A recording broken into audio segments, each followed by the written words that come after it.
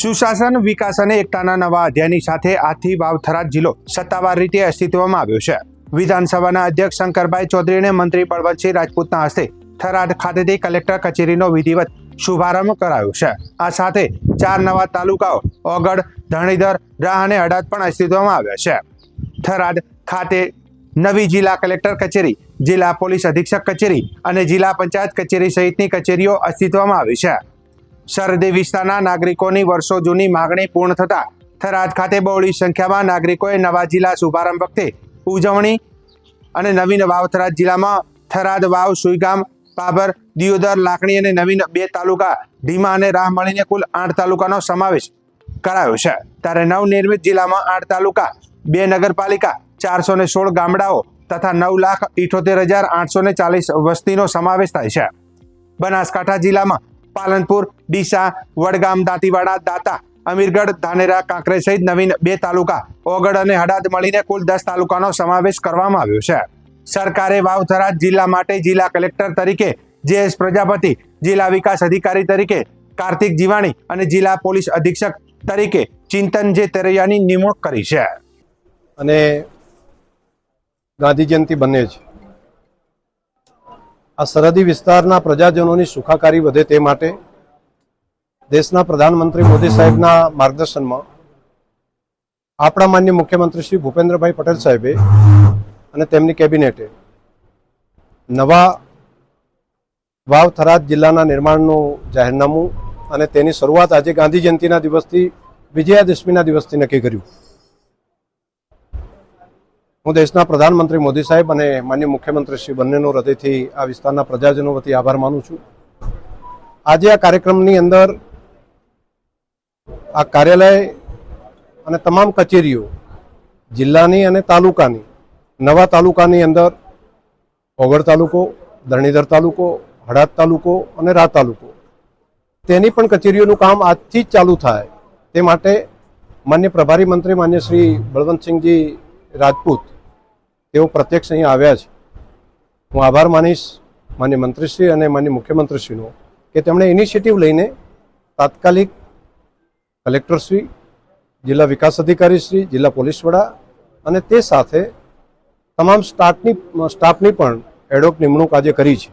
આજથી જ આ કચેરીઓની શરૂઆત થવા માટે પુનઃ આ વિસ્તારના પ્રજાજનો વતી, આ સરહદી વિસ્તારના ખમીરવંતા પ્રજાજનો વતી, તેમની અપેક્ષા અને આકાંક્ષાઓ વતી હું રાજ્યના મુખ્યમંત્રીશ્રીનો હૃદયથી ખૂબ ખૂબ આભાર માનું છું।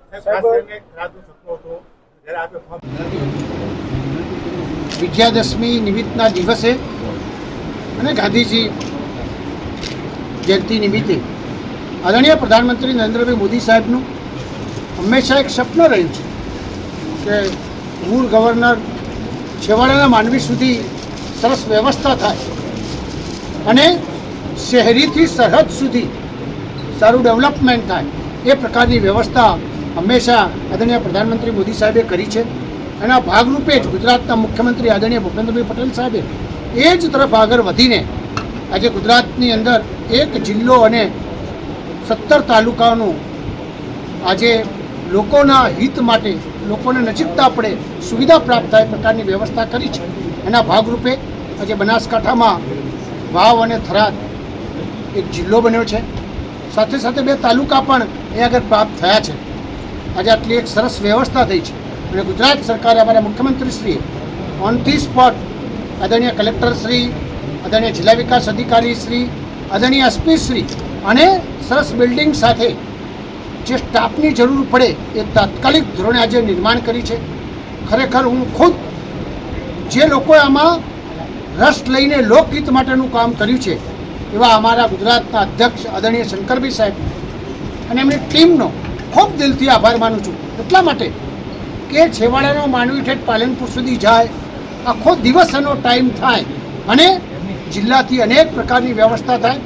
આદરણીય શંકરભાઈ સાહેબની કેટલા ટાઈમથી માગણી હતી, એમની ટીમની માગણી હતી કે જલ્દીમાં જલ્દી જિલ્લો થાય।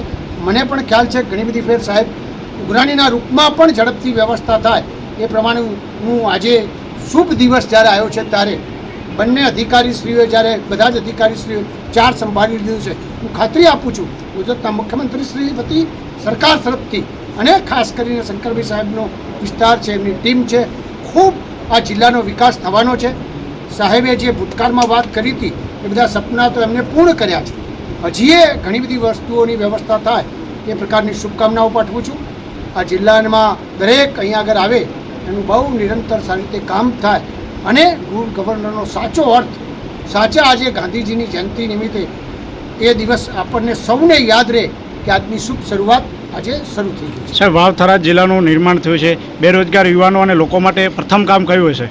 સૌથી પહેલાં જીઆરડીસી સાહેબે જે કીધું હતું એ મંજૂર થઈ ગઈ છે. ટૂંક સમયમાં જીઆરડીસીનું કામ ચાલુ થઈ જવાનું છે અને બેરોજગારી, મને આત્મવિશ્વાસ છે કે 25,000થી વધારે લોકોને રોજગારી અહીં પ્રાપ્ત થવાની. Report ધ્રુપલ Jaiswal, યહ news India, Vav Tharad.